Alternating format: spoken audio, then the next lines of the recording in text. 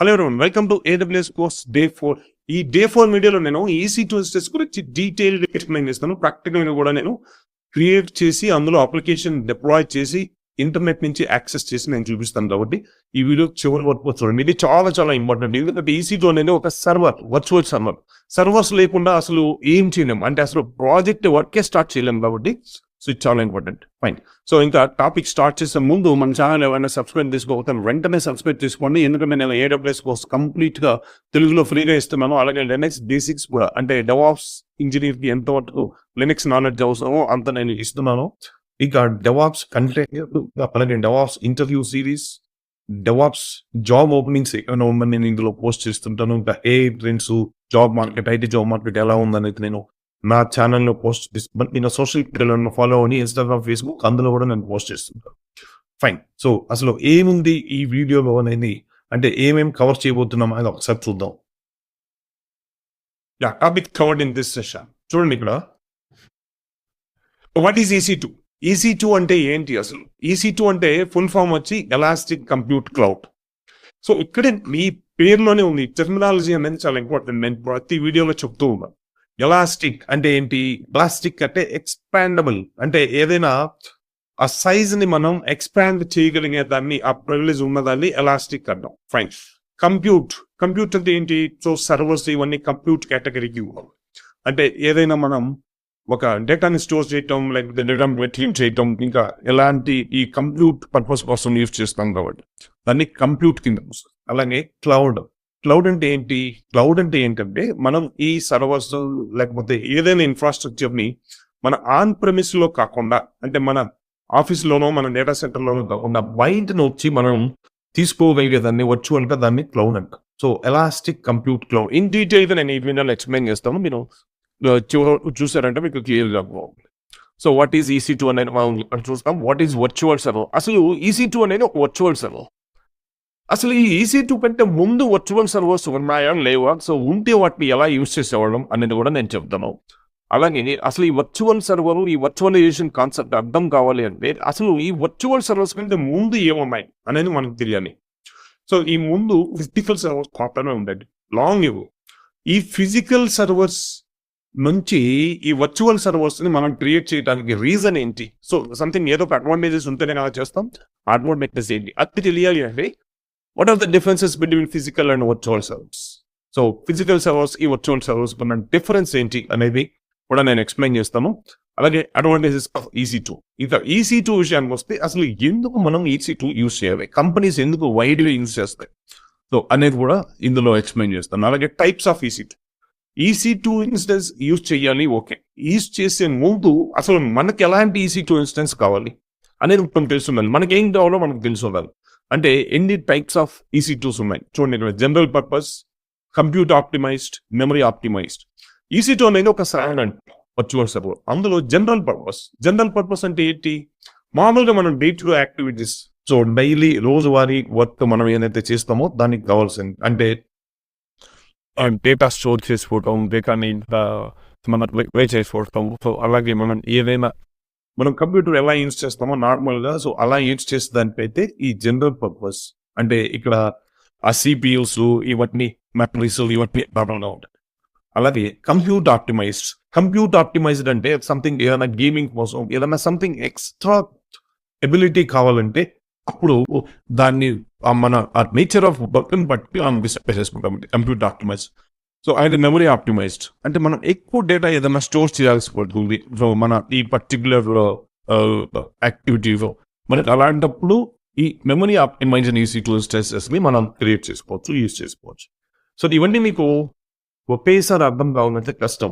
So but practice going forward మీకు period కాకపోతే ఇదే పెద్ద నష్టమైన కాన్సెప్ట్ ఏం కాదు. ఫైన్. అలాగే హ్యాండ్స్ ఆన్ ప్రాక్టికల్గా నేను how to create EC2 instance అంటాను.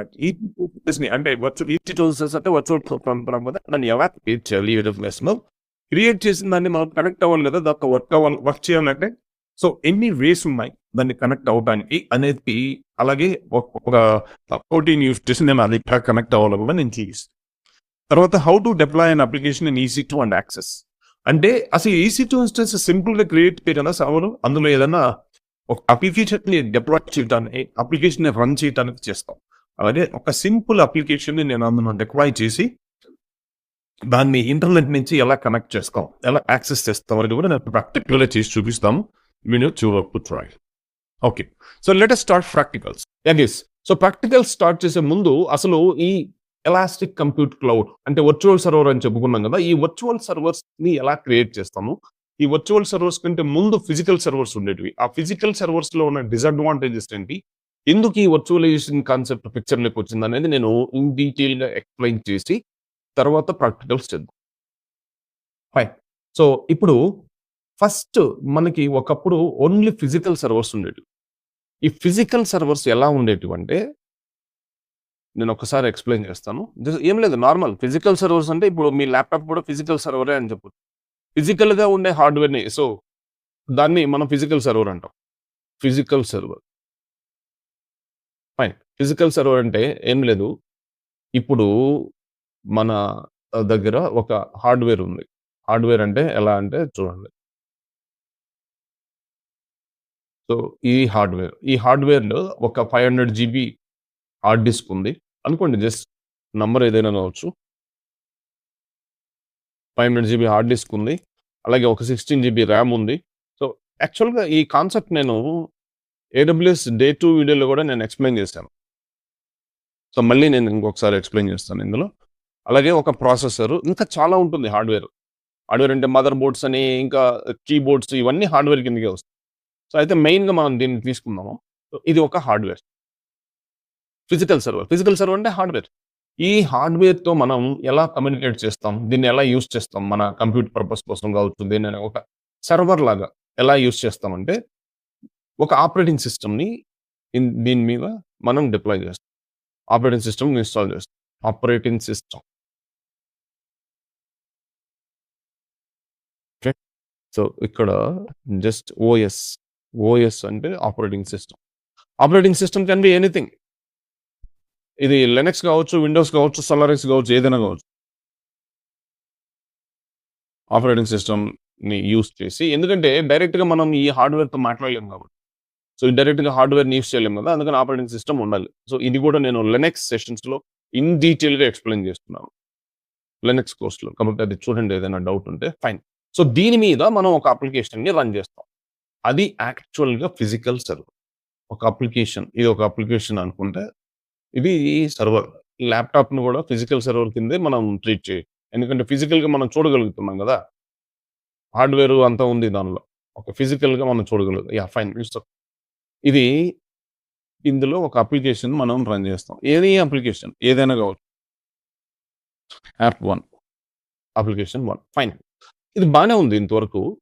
అయితే ఇక్కడ డిసడ్వాంటేజెస్ ఏంటంటే 500 GB హార్డ్ డిస్క్ ఉంది ఇందులో. 500 GB హార్డ్ డిస్క్ ఉంది, 16 GB ర్యామ్ ఉంది. సో ఇంకా చాలా ఉంటాయి. అయితే ఈ అప్లికేషన్ మనం ఏదైతే రన్ చేస్తున్నాం అప్లికేషన్, ప్రతిసారి 500 GB అవసరం అవుతుందని మనం చెప్పలేం. సో ఒక్కొక్కసారి ఇది 100 GBతోనే రన్ అవుతుంది, 100 GBనే అవసరం అవుతుంది ఒక్కొక్కసారి. 100 GB అవసరమైనప్పుడు సో రెస్ట్ ఆ 400 GB ఏమవుతుంది, 100 GB అవసరమైనప్పుడు ఆ రెస్ట్ 400 GB వేస్ట్ అవుతుంది. ఇంకొక అప్లికేషన్ కొన్నిసార్లు రన్ చేయగలం, కొన్నిసార్లు రన్ చేయం ఇక్కడ. So based on the application behaviour. So ప్రతి అప్లికేషన్ని ఒక మల్టిపుల్ అప్లికేషన్స్తో, వేరే అప్లికేషన్స్తో కలిపి రన్ చేయం. సో అప్పుడు మనం ఏం చేయాల్సి పడుతుంది, ఇంకొక సర్వర్ క్రియేట్ చేయాలి పడుతుంది, ఇంకొక సర్వర్ పర్చేస్ చేయాల్సి పడుతుంది. ఫిజికల్ సర్వర్ కదా, మళ్ళీ పర్చేస్ చేయాలి.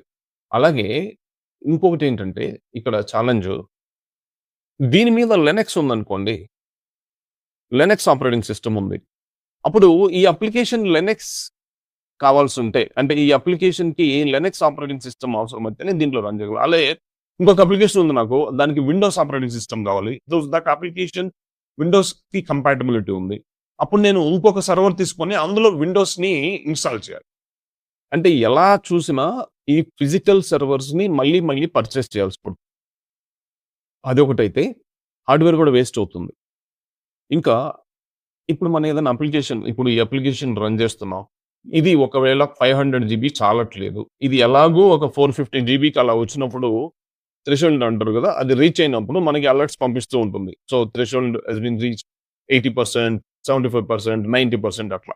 అది రీచ్ అయినప్పుడు ఎక్కువ కన్జ్యూమ్ చేసినప్పుడు ఈ హార్డ్‌వేర్‌ని కావచ్చు, లేకపోతే ర్యామ్‌ని కావచ్చు, అది స్లో అవుతుంది అప్లికేషన్. స్లో అయినప్పుడు మనం ఏం చేయాలి? మనం మళ్ళీ హార్డ్‌వేర్‌ని యాడ్ చేసుకోవాలి దీనికి. హార్డ్‌వేర్‌ని యాడ్ చేసుకోవాలి. సో, లేదంటే ఇంకొక సర్వర్‌ని పర్చేస్ చేయాలి. అలా సర్వర్స్ ఎన్నని పర్చేస్ చేయగలం? చేయలేం. అంటే దాన్ని స్కేల్ అప్ చేయటానికి చాలా కష్టం. కాబట్టి ఇప్పుడు ఎవ్వరు ఫిజికల్ సర్వర్స్ యూజ్ చేయట్లేదు డైరెక్ట్‌గా. ఒకప్పుడు లాంగ్ బ్యాక్ అంటే ఇంకా చాలా సంవత్సరాల ముందు ఓన్లీ ఇదొకటే ఆప్షన్ ఉండింది కాబట్టి మేబీ అప్పుడు ఇంత మనకి నీడ్ కూడా లేదు. ఇన్ని అప్లికేషన్స్, ఇన్ని సాఫ్ట్‌వేర్ ప్రాజెక్ట్స్ కూడా లేవు గదా! అప్పుడు. సో, కాబట్టి ఇట్స్ ఓకే. కానీ ఇప్పుడు ఇది కుదరదు. ఇప్పుడు మనకి ఇంకొక కొత్త అడ్వాన్స్‌డ్ కాన్సెప్ట్ వచ్చింది. అది ఏంటంటే సో, ఇవన్నీ ఓవర్‌కమ్ చేయడానికి అడ్వాన్స్‌డ్ అదే వర్చువలైజేషన్ అంటాం దాన్ని. దాన్ని వర్చువలైజేషన్ అంటాం. సో, ఇది చాలా సింపుల్ కాన్సెప్ట్. కానీ మీరు అర్థం చేసుకోగలగాలి. అర్థం చేసుకుంటే ఇది 100% మీరు దీన్ని అర్థం చేసుకోవాలి. అర్థం కాకపోతే ఇంకొకసారి వినండి వీడియో. ఇంకా అర్థం కాకపోతే నాకు కామెంట్ బాక్స్‌లో కామెంట్ చేయండి. ఎందుకు అంటే ఇప్పుడు కంప్లీట్ వర్చువల్ సర్వర్స్ యూజ్ చేస్తున్నాం. ఫిజికల్ సర్వర్స్ డైరెక్ట్‌గా ఎవ్వరు యూజ్ చేయరు. చిన్న స్టార్టప్ కంపెనీస్ కావచ్చు, లేకపోతే మీ పర్సనల్ యూజ్‌కి కూడా వర్చువల్‌గానే క్రియేట్ చేసుకుంటున్నాం. ఫైన్. అంటే ఈ వర్చువలైజేషన్ కాన్సెప్ట్ ఏంటి అనేది నేను ఇప్పుడు ఒకసారి ఎక్స్‌ప్లెయిన్ చేస్తాను ఇక్కడ. సేమ్ ఫిజికల్ సర్వర్ తీసుకోండి. Same physical server, same hardware. Same hardware అంటే 500 GB and let me just right.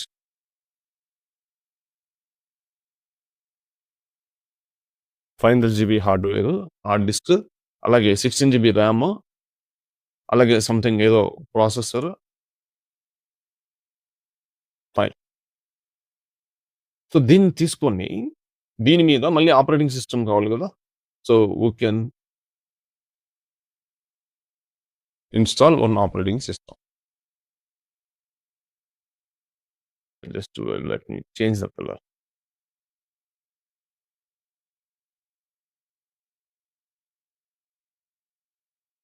So, ఇది ఆపరేటింగ్ సిస్టమ్. ఇది కూడా ఏదైనా కావచ్చు. It can be Windows or Linux or anything. Operating system. Fine. ఇప్పుడు మనం ఏం చేస్తామంటే, దీని మీద ఒకే అప్లికేషన్ రన్ చేసే బదులుగా సో, దీన్ని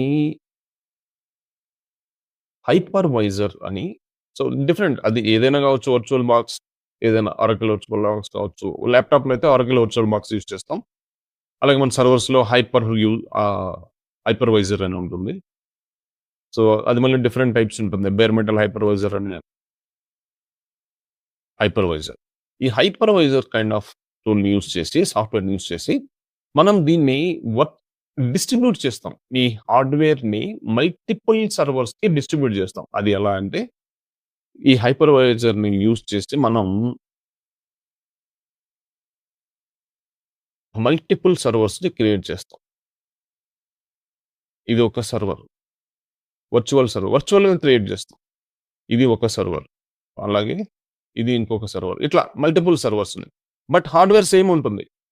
అంటే దాని మీనింగ్ ఏంటంటే, ఈ హైపర్వైజర్ అనేది ఈ హార్డ్‌వేర్‌ని డిస్ట్రిబ్యూట్ చేస్తుంది. Multiple servers. Hypervisor will distribute this hardware among multiple servers.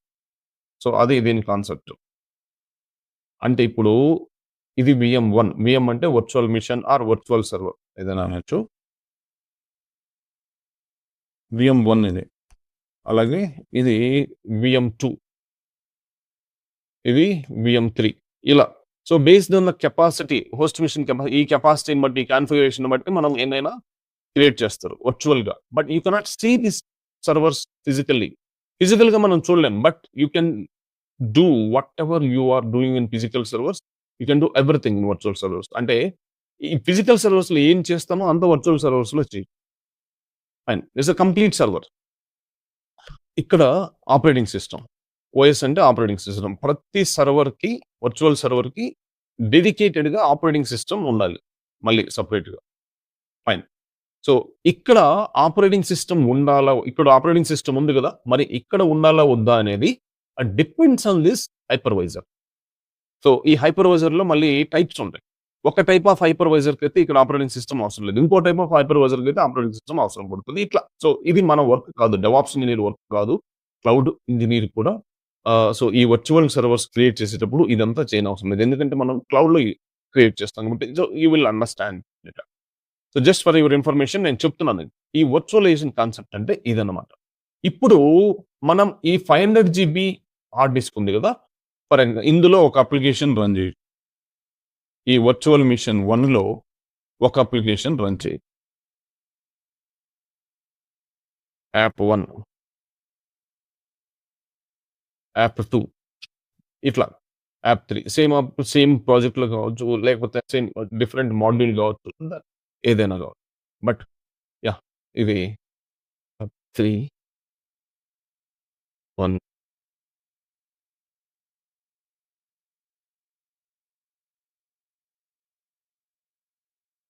Phone, app 2, application 2, application 3. ఇందాక నేను అప్లికేషన్ 2 అని పెట్టాను. సో ఇదనమాట, డిఫరెంట్ అప్లికేషన్స్ని రన్ చేయొచ్చు ఒకే హార్డ్వేర్ మీద. ఇది ఒకటి. ప్లస్ ఇంకోటి ఏంటంటే, ఫర్ ఎగ్జాంపుల్ ఈ అప్లికేషన్ ఒక 100 GB కన్జ్యూమ్ చేసింది అంటే దాన్ని హార్డ్ డిస్క్ని, మళ్ళీ ఇది ఇంకొక 100 GB, ఇది ఇంకొక 100 GB, అంటే వేస్ట్ అవ్వకుండా. ఇక్కడ 100 GB యూస్ చేసుకుంటే 400 GB వేస్ట్ అయింది. బట్ ఇక్కడ అలా కాదు, మిగతా దీన్ని అంటే మిగిలిన హార్డ్వేర్ని ఇంకొక మీడియం యూస్ చేసుకుంటుంది, ఎందుకంటే సేమ్ హార్డ్వేర్ మీద రన్ అవుతుంది అది కూడా. సో ఇంకా కెపాసిటీ ఉంటే ఇంకా వర్చువల్గా సర్వర్స్ని క్రియేట్ చేసుకుంటుంటారు. ఇది వర్చువలైజేషన్ యాక్చువల్గా. ఇప్పుడు ఇది ఎంత యూజ్ అవుతుందంటే, ఇప్పుడు నేను చెప్తాను, ఇప్పుడు ఇంకా స్కేల్ అప్ చేయాలి అంటే ఇంకా ఎక్కువ సర్వర్స్ కావాలి. అప్లికేషన్ ఫర్ ఎగ్జాంపుల్ ఇప్పుడు ఫ్లిప్కార్ట్ అప్లికేషన్, ఏదో ఒక అప్లికేషన్ వీటి మీద రన్ చేస్తున్నాం, లోడ్ ఎక్కువైంది. లోడ్ ఎక్కువైనప్పుడు ఇక్కడ ఫిజికల్ సర్వర్స్ అయితే మళ్ళీ పర్చేస్ చేయాలి. అదే ఇక్కడైతే మనం ఏం చేయొచ్చు అంటే వర్చువల్గా సర్వర్స్ని క్రియేట్ చేసుకుంటూ వెళ్ళాలి. అయితే ఇక్కడ హార్డ్వేర్ కెపాసిటీ పెంచుకుంటుంది. సో ఎందుకంటే ఎన్నైనా వర్చువల్ సర్వర్స్ అన్లిమిటెడ్గా క్రియేట్ చేయలేము కదా, అలాంటప్పుడు దీన్ని బేస్ చేసుకొని ఈ హార్డ్వేర్ కెపాసిటీ కాన్ఫిగరేషన్ బేస్ చేసుకొని వెళ్తున్నారు. ఫైన్. అంటే స్కేల్ అప్ చేయటం, స్కేల్ డౌన్ చేయటం కూడా ఈజీ. దీంతో కంపేర్ చేస్తే కాస్ట్ వైజ్ కూడా చాలా డిఫరెన్స్ ఉంటుంది దీనికి. అలాగే ఈ ఫిజికల్ సర్వర్స్ని మనం మల్టిపుల్ సర్వర్స్ అంటే ఎక్కువ నెంబర్ ఆఫ్ సర్వర్స్ పర్చేస్ చేస్తే వాటిని ప్లేస్ చేయటం కష్టం. వాటికి చాలా ప్లేస్ కావాలి, అలాగే చాలా మెయింటెనెన్స్ చాలా పడుతుంది ఇదంతా. అదే వర్చువల్ సర్వర్స్ అయితే ఫర్ ఎగ్జాంపుల్ మన ప్రాజెక్ట్కి ఒక 2000 సర్వర్స్ కావాలనుకుందాం. 2000 వర్చువల్ సర్వర్స్ కావాలనుకుంటే, నేమ్స్ అంటే వర్చువల్ మిషన్స్. అప్పుడు మనం ఏం చేయొచ్చు అంటే ప్రతి కంపెనీకి ఒక డేటా సెంటర్ ఉంటుంది. సో డేటా సెంటర్ అంటే ఇది. డేటా సెంటర్ అంటే ఏం లేదు, ఒక సేఫెస్ట్ ఏరియా, ఒక బిల్డింగ్. దీన్ని సో ఇవన్నీ నేను AWS Day 2 వీడియోలో క్లియర్గా ఎక్స్ప్లెయిన్ చేస్తున్నాను. అసలు what is cloud, what is ఇది ఫిజికల్ సర్వర్స్ అంటే ఏంటిదంట, డేటా సెంటర్ ఏంటి. ఒక డేటా సెంటర్ని తీసుకొని మనకి 2000 సర్వర్స్ కావాల్సినప్పుడు ఈ మన డేటా సెంటర్లో ఒక 500 ఒక 200 ఫిజికల్ సర్వర్స్ అనుకోండి. ఒక 200 ఫిజికల్ సర్వర్స్ని పర్చేస్ చేస్తాం. ఫిజికల్ సర్వర్స్ కంపల్సరీ కావాలి. ఫిజికల్ సర్వర్స్ లేకుండా వర్చువల్ సర్వర్స్ని గాల్లో క్రియేట్ చేయలేను కదా, కాబట్టి ఫిజికల్ సర్వర్స్ కావాలి. ఇదొక ఫిజికల్ సర్వర్, ఇదొక ఫిజికల్ సర్వర్, ఇలా. ఈ ఫిజికల్ సర్వర్ మీద మనం వర్చువల్గా ఈ వర్చువల్ సర్వర్స్ని క్రియేట్ చేస్తాం. ఇది ఒక వర్చువల్ సర్వర్, ఇది ఒక వర్చువల్ సర్వర్, అలాగే ఇది ఒక వర్చువల్ సర్వర్, అలాగే దీని మీద కూడా. డేటా సెంటర్ అంటే ఓన్లీ సర్వర్సే కాదు, ఇంకా చాలా స్టోరేజ్ రిలేటెడ్ ఇవి ఉంటాయి, కాంపనెంట్స్ ఉంటాయి, ఇంకా అలాగే డివైజెస్ ఉంటాయి, ఇంకా నెట్వర్క్ కేబుల్స్ ఉంటాయి, ఇంకా రౌటర్స్ చాలా ఉంటాయి. బట్ ఇక్కడ మనం వర్చువల్ సర్వర్స్ గురించి మాట్లాడుతున్నాం కాబట్టి ఓన్లీ వర్చువల్ సర్వర్స్నే మనం డ్రా చేస్తున్నాం. ఫైన్. సో ఇక్కడ ఇలా క్రియేట్ చేస్తాం. అలాగే మనం 2000 VMస్కి ఎన్ని ఫిజికల్ సర్వర్స్ కావాలో అన్ని తీసుకొని చేస్తాం అనమాట. సో దీన్ని క్లౌడ్ కాన్సెప్ట్ అండి. క్లౌడ్ కాన్సెప్ట్ అంటే AWSతో అజూర్తో స్టార్ట్ అవ్వలేదు. సో ఇదే క్లౌడ్ కాన్సెప్ట్. ఈ క్లౌడ్ కాన్సెప్ట్ అయినప్పుడు మనకి డెవాప్స్ ఇంజనీర్కో లేకపోతే ఇంకెవరికైనా సరే డెవలప్మెంట్ టీం వాళ్ళకో ఒక 10 సర్వర్స్ కావాల్సి ఉందనుకోండి, అప్పుడు డైరెక్ట్గా ఇక్కడికి వెళ్ళి మనం క్రియేట్ చేసుకోలేం. ఎందుకంటే వర్చువల్ సర్వర్స్ క్రియేట్ చేయాలంటే అంత ఈజీ కాదు. ఏదో జస్ట్ ఒక బటన్ నొక్కితే వర్చువల్ సర్వర్ క్రియేట్ అవ్వదు. సో దానికి చాలా ప్రాసెస్ ఉంటుంది, చాలా టెక్నికల్ స్టెప్స్ చాలా ఫాలో అవ్వాల్సి ఉంటుంది.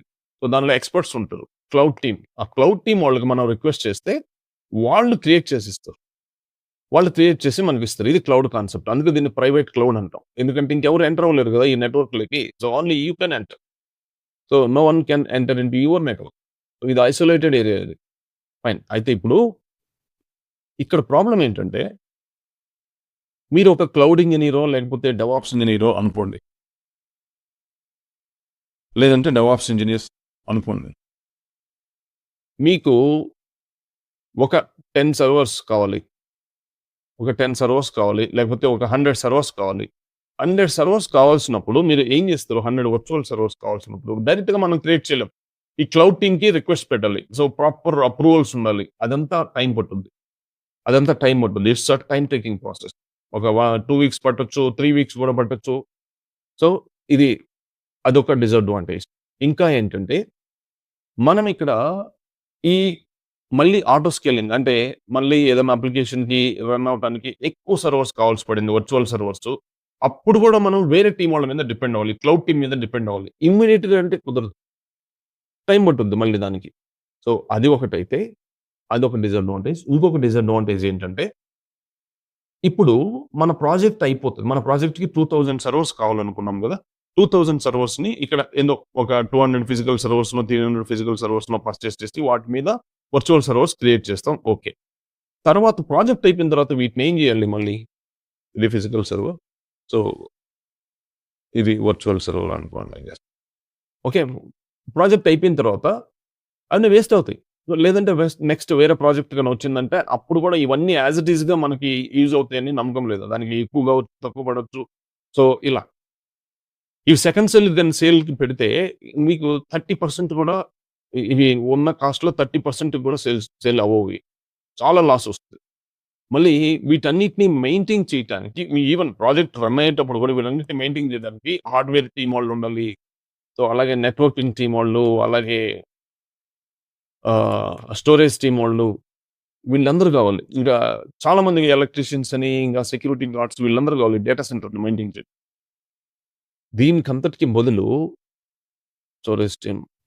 దీనికంతటికి బదులు మనం ఈ సర్వర్స్‌ని రెంట్‌కి తీసుకోవచ్చు. రెంట్‌కి ఎక్కడి నుంచి తీసుకోవచ్చు అంటే అమెజాన్, లేదంటే మైక్రోసాఫ్ట్, అజూర్ వీళ్ళ దగ్గర నుంచి. అందుకే వారిని అంటే ఈ క్లౌడ్‌ని ఒక్క నిమిషం ఇక్కడ నేను డ్రా చేస్తాను. సో ఏడబ్ల్యూఎస్ అనేది ఇక్కడ ఉంటుంది అనుకుందాం. ఏడబ్ల్యూఎస్ అనేది ఇక్కడ ఉంటే అమెజాన్ వాళ్ళు, వీళ్ళు ఈ డేటా సెంటర్స్‌ని మెయింటైన్ చేస్తూ ఉంటారు.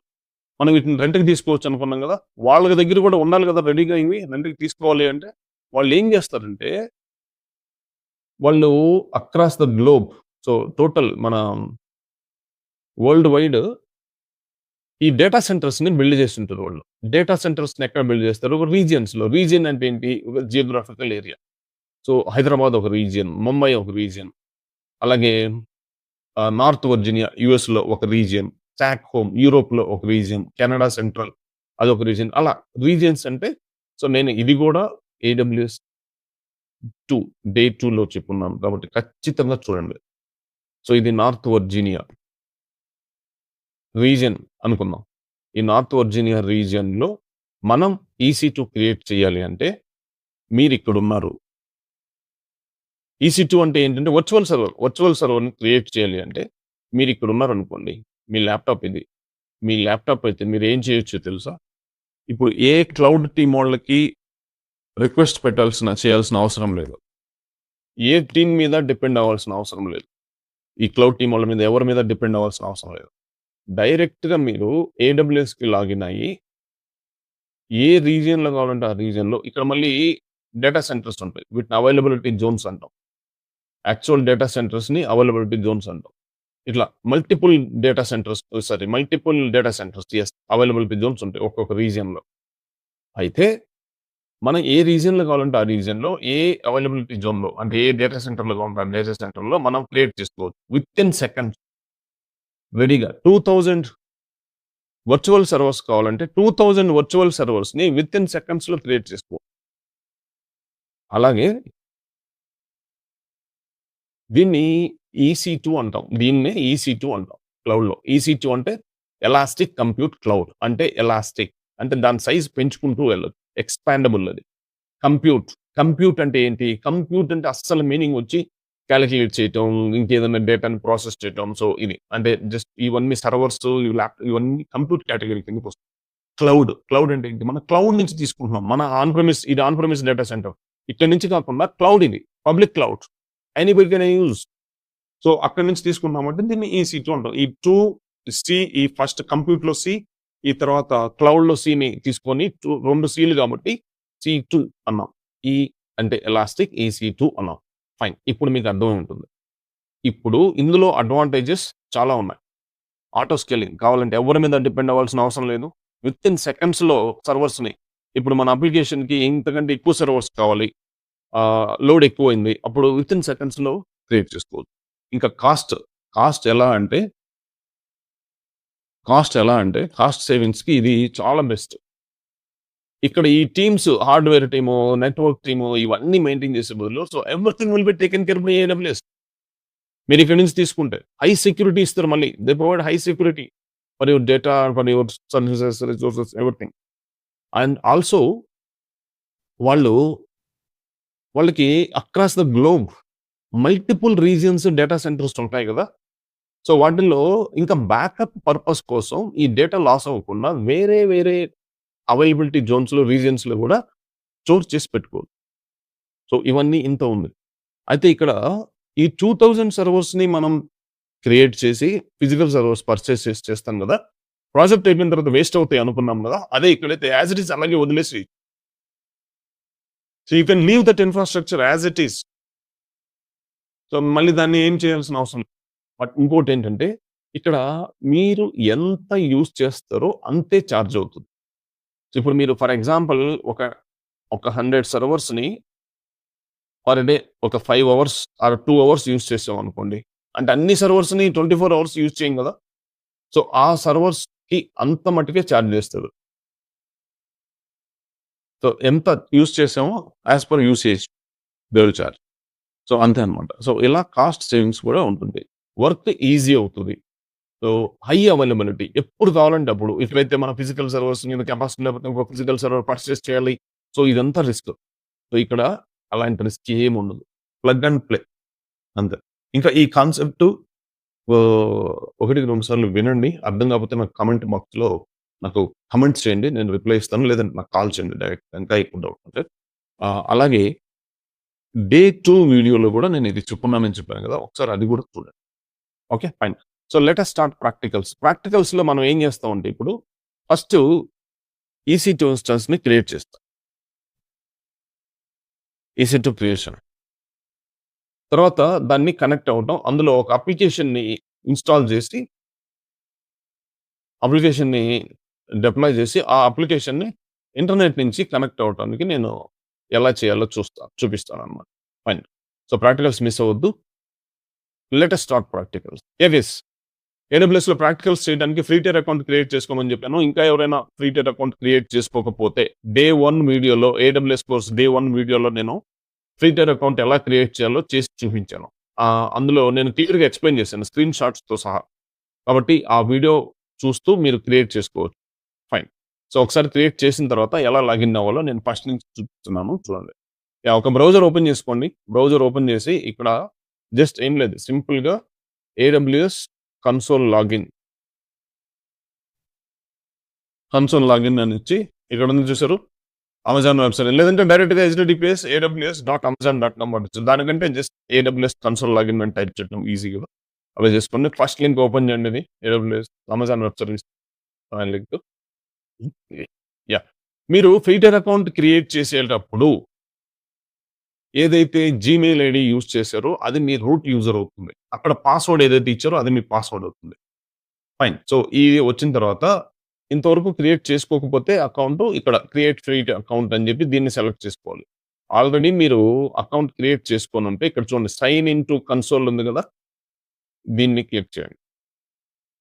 ఇప్పుడు మీ రూట్ యూజర్‌తో లాగిన్ అవ్వండి. ఇక్కడ 2 టైప్స్ ఆఫ్ యూజర్స్‌తో లాగిన్ అవ్వచ్చు. ఒకటి నార్మల్ యూజర్ అంటే ఐఏఎం యూజర్‌తో, ఇంకోటి రూట్ యూజర్‌తో. సో, ఇప్పటివరకు మీరు ఐఏఎం యూజర్ క్రియేట్ చేయలేదు కాబట్టి రూట్ యూజర్తోనే అవ్వండి. ప్రాక్టీస్ సెషన్స్ అన్ని రూట్ యూజర్తోనే చేయండి. Once you enter in the real time project you will be using IAM user. Real time ప్రాజెక్ట్లో రూట్ యూజర్ యూజ్ చేయము యూజువల్గా. అప్పుడు చూద్దాం. ఇక్కడ చూడండి sign in using root user email ఉంది కదా, సో దీన్ని సెలెక్ట్ చేసుకున్నాం. అప్పుడు మీకు చూపిస్తుంది 2 users.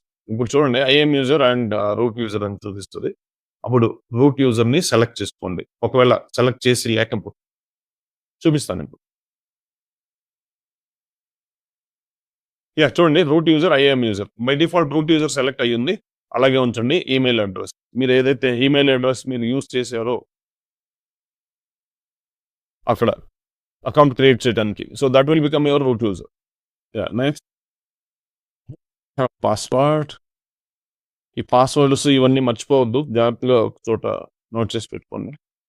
Sign in MFA code. MFA code after 30 days ఇది సెట్ చేసుకోమని చెప్పుద్ది.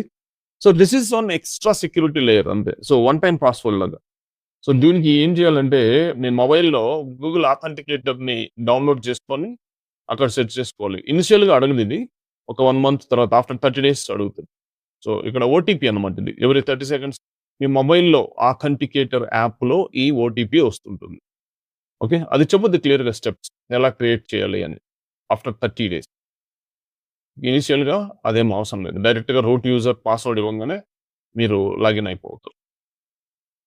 ఫైన్. సో ఇప్పుడు చూడండి, ఇది కన్సోల్, ఏడబ్ల్యూఎస్ కన్సోల్. ఇది ఇలా ఉంటుంది ఏడబ్ల్యూఎస్ కన్సోల్. కన్సోల్ హోమ్ ఉంది కదా. సో ఇవన్నీ రీసెంట్లీ విజిటెడ్. సో మీరు మీరు ఫస్ట్ టైం లాగిన్ అవుతుంటే ఇవన్నీ ఏమి ఉండవు, రీసెంట్లీ విజిటెడ్ ఇదంతా. సో నేనేం చేస్తానంటే రిమూవ్. సో ఇట్లా ఉంటుంది మీరు. ఫైన్. ఇప్పుడు ఇక్కడికి వెళ్ళి సెర్చ్కి వెళ్ళి మనం EC2 ఇన్స్టెన్స్ కదా మనం క్రియేట్ చేయాలి. డైరెక్ట్గా సెర్చ్లో EC2 అని టైప్ చేస్తే దీన్ని సెలెక్ట్ చేసుకోవచ్చు. చూడండి virtual servers in the clouds అని ఉంది. అలా కాకుండా ఇక్కడ ఉన్నాయి కదా ఈ 9 dots, దీని మీద క్లిక్ చేస్తే సర్వీసెస్ అన్నీ చూపిస్తుంది. చూడండి ఇక్కడ ఇది వచ్చి EC2 వచ్చి సర్వర్ అంటే కంప్యూట్ కేటగిరీ కిందకు వస్తుంది.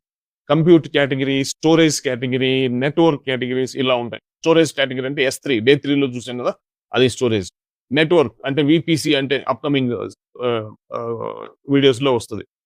సో అది చూడండి ఇక్కడ కంప్యూట్ ఉంది కదా, కంప్యూట్ దీన్ని క్లిక్ చేసి ఇక్కడికైనా వెళ్ళొచ్చు.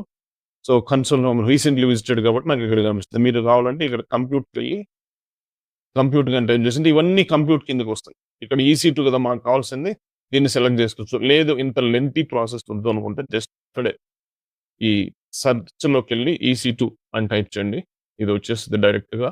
సో దీన్ని సెలెక్ట్ చేసుకోండి. ఇప్పుడు EC2 డాష్ బోర్డ్ వస్తుంది.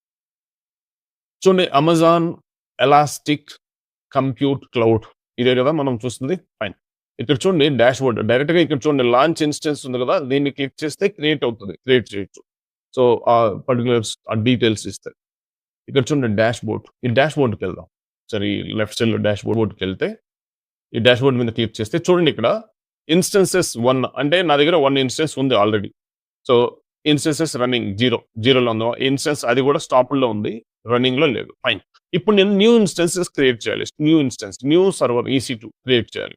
చూడండి ఇక్కడ లాంచ్ ఇన్స్టెన్స్ ఉంది కదా ఆరెంజ్ కలర్లో, దీన్ని క్లిక్ చేస్తాను. దీన్ని క్లిక్ చేసినప్పుడు ఇది వస్తుంది. ఫైన్. సో ఇక్కడ name of the EC2 instance name ఇవ్వాలి. సో ఏదైనా ఇవ్వచ్చు, ABC XYZ ఎనీథింగ్. ఇక్కడ నేను ఏమి ఇస్తానంటే జస్ట్ శాంపుల్ మిషన్ అని ఇస్తాను, శాంపుల్ సర్వర్ అని ఇస్తాను. ఫైన్. సో ఇది ఫస్ట్ సెక్షన్. ఫస్ట్ సెక్షన్లో నేమ్ ఇవ్వాలి. Second section application and OS images. OS images అంటే ఏంటి? OS అంటే ఆపరేటింగ్ సిస్టమ్. మీకు ఈ సర్వర్లో అంటే ఈ EC2 ఇన్స్టెన్స్లో ఏ ఆపరేటింగ్ సిస్టమ్ కావాలి? లెనెక్స్ కావాలన్నా, విండోస్ కావాలన్నా, ఏది కావాలి? లెనెక్స్ కావాలి నాకు. లెనెక్స్లో ఏ లెనెక్స్ కావాలి? లెనెక్స్లో వేరియస్ డిస్ట్రిబ్యూషన్స్ ఉన్నాయి కదా. లెనెక్స్ సిరీస్లో లెనెక్స్ కోర్సులో నేను చెప్పున్నాను క్లియర్గా. లెనెక్స్ Day 1 Day 2లో అసలు లెనెక్స్ అంటే ఏంటి, అందులో వేరియస్ లెనెక్స్ ఫ్లేవర్స్ అంటే ఏంటి, అంటే ఉబుంటు లెనెక్స్ ఏంటి, రెడ్ హ్యాట్ లెనెక్స్ ఏంటి, CentOS ఏంటి, ఇవన్నీ చెప్పున్నాను. మీకు తెలియకపోతే అది చూడండి కంపల్సరీ. సో ఇక్కడ నేను ఉబుంటు లెనెక్స్ని సెలెక్ట్ చేసుకుంటున్నాను. చూడండి ఉబుంటు ఇమేజ్, ఈ ఇమేజ్ని జస్ట్ క్లిక్ చేస్తే సెలెక్ట్ అవుతుంది. ఫైన్. అంటే ఈ EC2 ఇన్స్టెన్స్ ఉబుంటు లెనెక్స్తో క్రియేట్ అవుతుంది. ఈ EC2 ఇన్స్టెన్స్లో ఈ వర్చువల్ సర్వర్లో ఉబుంటు లెనెక్స్ ఆపరేటింగ్ సిస్టమ్ ఉంటుంది. ఫైన్. నెక్స్ట్ సెక్షన్ చూడండి కిందకు వస్తే ఇన్స్టెన్స్ టైప్ అంటే సర్వర్ టైప్. ఇన్స్టెన్స్ అంటే సర్వర్. ఏ టైప్ ఆఫ్ ఇన్స్టెన్స్ కావాలి నీకు? ఏ టైప్ ఆఫ్ ఇన్స్టెన్స్ కావాలి అంటే, ఇందాక మనం చెప్పుకున్నాం గదా! సో, మెమరీ ఆప్టిమైజ్డ్ అని, లేకపోతే కంప్యూటర్ ఆప్టిమైజ్డ్ అని, సో, అలా ఉన్నాయి గదా! ఇక్కడ అది డైరెక్ట్‌గా మెమరీ ఆప్టిమైజ్డ్ లేకపోతే కంప్యూటర్ ఆప్టిమైజ్డ్ అలా ఉండదు. ఇక్కడ చూడండి టీ3 మైక్రో, టీ3 స్మాల్, టీ3 ఇక్కడ క్లిక్ చేయండి. ఇక్కడ క్లిక్ చేస్తే వస్తాయి చూడండి.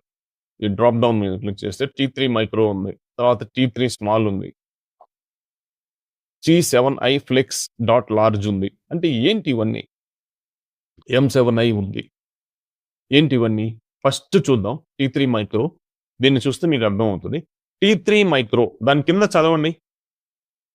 ఫ్యామిలీ టీ3 అంటే ఇట్ బిలాంగ్స్ టు టీ3 ఫ్యామిలీ. అంటే టీ3తో స్టార్ట్ అయ్యేటివన్నీ టీ3 ఫ్యామిలీకి సంబంధించినవి. అంటే టీ3 మైక్రో, మైక్రో అనేది సైజ్‌ని ఇండికేట్ చేస్తది. టీ3 మైక్రోలో ఏముంటాయంటే చూడండి ఇక్కడ 2 వీసీపీయూ అంటే 2 వర్చువల్ వీసీపీయూ అంటే వర్చువల్ సీపీయూ అని. 2 సీపీయూస్ ఉంటాయి. 1 జీబీ మెమరీ, 1 జీబీ మెమరీ ఉంటుంది.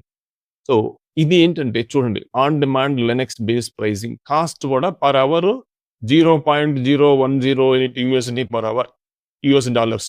అంటే చాలా తక్కువ. డోంట్ వరీ ఇది మీకు బిల్ రాదు ఇది. ఎందుకంటే ఫ్రీ టైర్ అకౌంట్ మీది. ఇక్కడ చూడండి క్లియర్‌గా ఫ్రీ టైర్ ఎలిజిబుల్ అని ఇచ్చున్నారు. అంటే ఫ్రీ టైర్ అకౌంట్ హోల్డర్స్‌కి ఇది ఫ్రీ. బట్ మీ ఇష్టం వచ్చినట్లు మనం దీన్ని స్టార్ట్ చేసి, క్రియేట్ చేసి వదిలేస్తే మనకి వాళ్ళు ఇచ్చుంటారు కదా! ఫ్రీ క్రెడిట్స్ $200 ఇస్తారు. ఫస్ట్ $100 ఇస్తారు. అది అయిపోయిన తర్వాత ఇంకొక $100 ఇస్తారు. వాటిలో నుంచి వేస్ట్ ఖర్చు అయిపోతూ ఉంటుంది. సో, కాబట్టి మనకి ప్రాక్టీస్ చేసిన తర్వాత దీన్ని స్టాప్ చేయాలి. లేదు మీకు అవసరం లేదు, ఏదైనా అప్లికేషన్ ఏది అందులో లేదు ఇంపార్టెంట్ అనుకుంటే దాన్ని టెర్మినేట్ చేయటం బెస్ట్. డిలీట్ చేయటం. ఎందుకు అంటే స్టాప్ చేస్తే కూడా చార్జ్ పడదు. బట్ వాల్యూమ్ ఒకటి అటాచ్ అయి ఉంటుంది దానికి. బై డిఫాల్ట్ మీరు క్రియేట్ చేసినప్పుడు. దానికి కొంచెం చార్జ్ చేస్తారు. అది మీరు టెర్మినేట్ చేశారనుకోండి వాల్యూమ్ కూడా డిలీట్ అయిపోతుంది దాంతో పాటు. So, better you delete practice చేసేటప్పుడు. ప్రాక్టీస్ అయిన వెంటనే డిలీట్ చేసేయండి. మళ్ళీ కావాలంటే మళ్ళీ క్రియేట్ చేసుకోవచ్చు. It will take 1 minute that. So, T3 micro అంటే ఈ కెపాసిటీ కావాలంటే 2 సీపీయూస్ 1 జీబీ కావాలంటే టీ3 మైక్రోకి వెళ్తాం. లేదు నాకు కొంచెం పెద్ద సైజు కావాలి అనుకున్నప్పుడు సో, జస్ట్ ఇక్కడ క్లిక్ చేస్తే ఇక్కడ చూడండి టీ3 స్మాల్ ఉంది. టీ3 స్మాల్‌లో ఏంటంటే ఇది కూడా ఫ్యామిలీ టీ3. టీ3 ఫ్యామిలీ అన్నీ టీ3తో స్టార్ట్ అవుతాయి. 2 సీపీయూస్ అంటే 2 సీపీయూలు ఉంటాయి. 2 జీబీ మెమరీ ఉంటుంది దీంట్లో. 2 జీబీ ఇది కూడా ఫ్రీ టైర్ ఎలిజిబుల్లే. ఫ్రీ టైర్‌కి ఇది కూడా ఎలిజిబుల్లే. గైస్ ఇంకోటి గుర్తుపెట్టుకోండి. ఎప్పుడైనా బై మిస్టేక్ మీరు ఫ్రీ టైర్ ఎలిజిబుల్ కాకపోయినా అంటే పెయిడ్ సర్వీసెస్ ఈసీ2నే కాదు ఏదైనా సరే paid services by mistake use చేస్తే బిల్ వస్తే సో, మీరు ఇమ్మీడియేట్‌గా ఏడబ్ల్యూఎస్ వాళ్ళకి ఒక టికెట్ రైజ్ చేశారంటే ఆ సపోర్ట్‌కి ఆ బిల్ తీసేస్తారు. వీవ్ ఆఫ్ చేస్తారు. 2 టైమ్స్ చేస్తారు అట్లా. ఎంత బిల్ అయినా రాయండి. అది 20,000 కావచ్చు, 500 కావచ్చు, 100 కావచ్చు, 50,000 కావచ్చు. 2 టైమ్స్ చేస్తారు. బై మిస్టేక్ నేను ఇట్లా యూజ్ చేశాను. I'm a student. సో, నేను స్టూడెంట్‌ని. నేను ఇప్పుడు ప్రాక్టీస్ చేస్తూ నేర్చుకుంటున్నాను అని చెప్తే తీసేస్తారు. ఫైన్. సో, ఇంకా టీ3 స్మాల్ చూడండి ఇక్కడ T7i flex dot large 2 CPUs 4 GB memory. ఇక్కడ మీరు అనుకోవచ్చు 1 జీబీ మెమరీ, 2 జీబీ మెమరీ ఉంది. ఇది స్లోగా ఉంటదని. నో.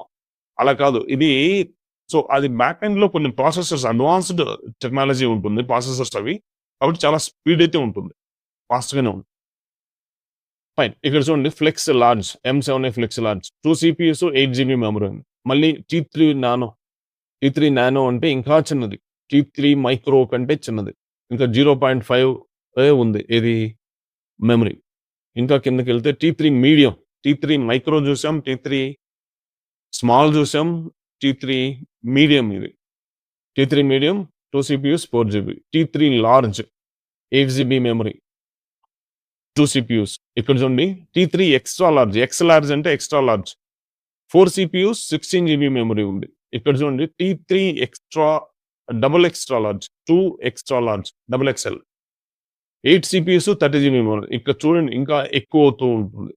ఇంకా C5A ఎక్స్ట్రా లార్జ్ 4 సీపీయూస్. ఇక్కడ చూడండి 48 సీపీయూస్ ఉన్నాయి. 96 మెమరీ ఉంది ఇక్కడ చూడండి.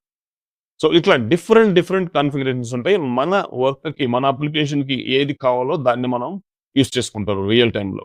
But based on thought usage they will charge. ఆ యూసేజ్ ఎంతుందో, ఆ కాన్ఫిగరేషన్ ఎంతుందో దాన్ని బట్టి ఎంతసేపు యూజ్ చేసావో దాన్ని బట్టి చార్జ్ చేస్తారు. ప్రెజెంట్ అయితే మనం ఈ ఫ్రీ ట్రేడ్ ఎలిజిబుల్కి వెళ్దాం. ఇది ఈ సైజెస్ ఎలా ఉంటాయంటే మీరు చూసారు కదా, T3 స్మాల్, T3 మీడియం, మన టీ షర్ట్ సైజెస్ ఉంటాయి కదా. సో ఇప్పుడు 40 సెంటీమీటర్స్ షర్ట్ అయితే లార్జ్ అంటారు, 42, 44 అయితే ఎక్స్ట్రా లార్జ్ అంటారు, అంతకు ఎక్కువ అయితే XXL అంటారు. సో అలా అలా దీన్ని నేమ్స్ ఇచ్చారనమాట. ఫైన్.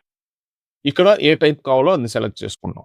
తర్వాత కీ పేర్ ఎందుకు అంటే మనం ఈ సర్వర్ క్రియేట్ చేస్తాం కదా, EC2 అంటే సర్వర్ కదా, దీన్ని కనెక్ట్ అవ్వాలంటే మనకి కీ పేర్ కావాలి. సో కాబట్టి మనం కీ పేర్ అంటే దీన్ని కనెక్ట్ అవ్వాలంటే ఒక ఆథెంటికేషన్ కోసం. ఇప్పుడు మన యూజర్ నేమ్ అండ్ పాస్వర్డ్ కావాలి. ఎందుకు? ఆథెంటికేషన్ కోసం, ఏదైనా సర్వర్ లాగిన్ అవ్వాలంటే. అలాగే ఇక్కడ ఆథెంటికేషన్ కోసం కీ పేర్ ఉంటుంది, సర్వర్ యూజర్ ఐడి పాస్వర్డ్కి బదులు. ఫైన్. ఇది ఒక్కసారి క్రియేట్ చేసుకుంటే చాలు, తర్వాత మళ్ళీ దాన్నే సెలెక్ట్ చేసుకోవచ్చు. నా దగ్గర ఉన్నాయి ఆల్రెడీ 2. ఎన్నిసార్లైనా క్రియేట్ చేసుకోవచ్చు, డిలీట్ చేయొచ్చు. కాకపోతే ప్రతిసారి క్రియేట్ చేస్తే అది మళ్ళీ time waste. One time task ఇది. నేను మీకోసం ఇప్పుడు క్రియేట్ చేసి చూపిస్తాను. నా దగ్గర 2 ఉన్నాయి, బట్ స్టిల్ 3 ఉన్నాయి, బట్ స్టిల్ నేను క్రియేట్ చేసి చూపిస్తాను. ఇక్కడ ఉంది కదా క్రియేట్ న్యూ కీ పేర్, దీన్ని సెలెక్ట్ చేసుకోండి. ఇక్కడ కీ పేర్ నేమ్ ఏం కావాలో అది ఇద్దాం. నేనైతే జస్ట్ శాంపుల్ అని ఇస్తాను. Sample machine. ఎన్ని EC2 ఇన్స్టెన్సెస్ క్రియేట్ చేసుకున్నా ఇది సరిపోతుంది, ఒకటి సరిపోతుంది. ఓకే, జస్ట్ శాంపుల్ 1 అని సంథింగ్ ఇస్తాను. ఇక్కడ RSA ఇది ఉంచండి ఇలాగా. ఇక్కడ చూడండి .pem file or .ppk file, వీటి రెండింటిలో ఏది కావాలి. సో ఇది depends on the way you connecting. So మీరు ఏ వేలో కనెక్ట్ అవుతారు అనేది. ఇప్పుడు ఇక్కడ పుట్టి యూస్ చేసి కనెక్ట్ అవ్వచ్చు, అలాగే మొబైల్ ఎక్స్ట్రమ్ యూస్ చేసి కనెక్ట్ అవ్వచ్చు. సో ఇంకా డైరెక్ట్గా ఇక్కడ నుంచి ఈ AWS లోపల నుంచి లోకల్గా ఇంటర్నల్గా కనెక్ట్ అవ్వచ్చు. సో నేను ఇప్పుడు పుట్టి నుంచి కనెక్ట్ అయ్యేది చూపిస్తాను మీకు. ఎక్కువ రియల్ టైంలో పుట్టి నుంచి కనెక్ట్ అవుతాం, పుట్టిని యూస్ చేస్తాం. బట్ ఇక్కడ నేను లోకల్గా ఇంటర్నల్గా కూడా ఎలా కనెక్ట్ అవ్వాలో నేను చూపిస్తాను, చాలా ఈజీ అది. సో ఫస్ట్ పుట్టి ఉంది కదా, ఈ పుట్టికి .ppk కావాలి. ఇక్కడ చూడండి, ఇక్కడే ఉంది చూడు, ఫర్ యూజ్ విత్ పుట్టి. .pemని డౌన్లోడ్ అయిపోతుంది. ఇది క్రియేట్ కీ పేర్ కొట్టంగానే ఇది డౌన్లోడ్ అయిన తర్వాత కూడా ఈ పెమ్ని మళ్ళీ కన్వర్ట్ చేసుకోవచ్చు .ppk లాగా. అంత రిస్క్ ఎందుకు, డైరెక్ట్గా .ppk ని సెలెక్ట్ చేసుకొని జస్ట్ క్రియేట్ కీ పేర్ ఉంది కదా, దీన్ని క్లిక్ చేద్దాం. యా, ఇప్పుడు డౌన్లోడ్ అవుతుంది చూడండి, డౌన్లోడ్ అయింది ఇక్కడ. దీన్ని షో ఇన్ ఫోల్డర్లో నాకు ఇంకొక స్క్రీన్ మీద ఉంది.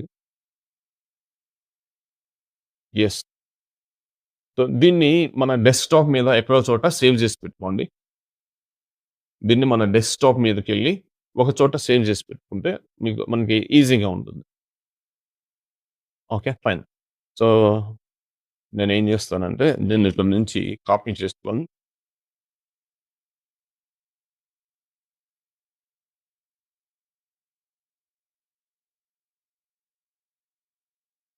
ఇక్కడ ఒక ఫోల్డర్ ఒకటి క్రియేట్ చేస్తాను, అందులో పెట్టుకుంటాను నేను కీస్ అని. కీస్ సంథింగ్ ఏదైనా ఇవ్వచ్చు మీరు నేము.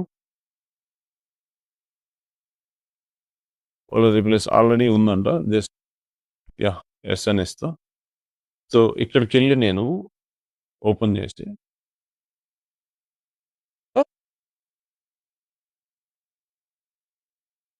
ఫోల్డర్ క్రియేట్ చేసి, యా, లేకపోతే AWS కీస్ అని ఇస్తాం. సో ఇప్పుడు దీన్ని నేను ఓపెన్ చేసి ఇందులో పేస్ట్ చేస్తాను. డెస్క్టాప్ మీద పెట్టుకుంటే పర్మనెంట్గా ఉండిపోతుంది. Yeah, yes. నా ఇప్పుడు యా డౌన్కి వెళ్దాం. నెక్స్ట్ సెక్షన్ ఇది ఆటోమేటిక్గా ఇది సెలెక్ట్ అయిపోయింది. నెక్స్ట్ టైం నుంచి మీరు డైరెక్ట్గా ఇక్కడికి వెళ్ళి సెలెక్ట్ చేసేసుకోవచ్చు. ఎక్కువ క్రియేట్ చేసుకోవద్దు, ఒకటి చాలు. నేను జస్ట్ ఈ డెమాన్స్ట్రేషన్ పర్పస్ ఇవన్నీ నేను క్రియేట్ చేశాను. మీకు ఒకటి పెట్టుకుంటే చాలు. Yeah, fine. కావాలంటే డిలీట్ చేయొచ్చు కూడా తర్వాత. Yeah, network settings. కీపేర్స్ ఎక్కువైతే డిలీట్ కూడా చేసుకోవచ్చు. నెట్వర్క్ సెట్టింగ్స్ అనేది నెక్స్ట్ సెక్షన్. ఈ నెట్వర్క్ సెట్టింగ్స్లో VPC అంటే ఒక పబ్లిక్ క్లౌడ్లోనే, ఇక్కడ చూడండి నేను జస్ట్ హై లెవెల్లో చెప్తాను. ఇది పబ్లిక్ క్లౌడ్ కదా, AWS కదా. ఇందులోనే చాలా కంపెనీస్ యూజ్ చేస్తుంటాయి దీన్ని. మన కంపెనీ ఒకటే కాదు. కానీ మనం ఏం చేయొచ్చంటే, ఇందులోనే ఒక ప్రైవేట్‌గా మనకి ఒక సెపరేట్ క్లౌడ్‌ని మనం క్రియేట్ చేసుకోవచ్చు. నెట్వర్క్‌ని, క్లౌడ్‌ని కాదు. ఒక సెపరేట్ నెట్వర్క్‌ని దాన్ని వీపీసీ అంటాం. వర్చువల్ ప్రైవేట్ క్లౌడ్ అంటాం. అంటే ఇంకెవరు ఎంటర్ అవ్వలేదు దానిలోకి. సో, అది ఇప్పుడైతే మనం క్రియేట్ చేయలేదు. వీపీసీ కాన్సెప్ట్స్‌లో అప్‌కమింగ్ వీడియోస్‌లో చాలా చాలా ఇంపార్టెంట్. వీపీసీ మీద ఒక వీడియో చేస్తున్నాను. 2 వీడియోస్ ఉంటాయి యాక్చువల్‌గా వీపీసీ మీద. సెక్యూరిటీ గ్రూప్స్ ఎన్ఎస్ఎల్‌కి ఒకటి, వీపీసీకి ఒకటి. అందులో నేను క్లియర్‌గా ఎక్స్‌ప్లెయిన్ చేసి, మరి ప్రాక్టికల్‌గా చేసి చూపించున్నాను. అప్పటి వరకు మీరు ఈ సెక్షన్ టచ్ చేయొద్దు. నెట్వర్క్ సెట్టింగ్స్ టచ్ చేయకపోతే ఏమవుద్దంటే డిఫాల్ట్‌గా ఒక వీపీసీ ఉంటది. సో, ఆ డిఫాల్ట్ సెట్టింగ్స్‌ని యూజ్ చేసేసుకుంటది. So, let them use default network setting. Default సెట్టింగ్స్‌ని యూజ్ చేసుకొని ఇచ్చేయండి. ఫైన్. దాన్ని అలా వదిలేసి ఇక్కడ చూడండి సమ్మరీ నంబర్ ఆఫ్ ఇన్స్టెన్సెస్ ఎన్ని కావాలి? 1. ఒకటి అలాగే ఉంచండి. లాంచ్ ఇన్స్టెన్స్ ఉంది కదా! మళ్ళీ ఈ లాంచ్ ఇన్స్టెన్స్‌ని క్లిక్ చేస్తే చూడండి లాంచింగ్ ఇన్స్టెన్స్.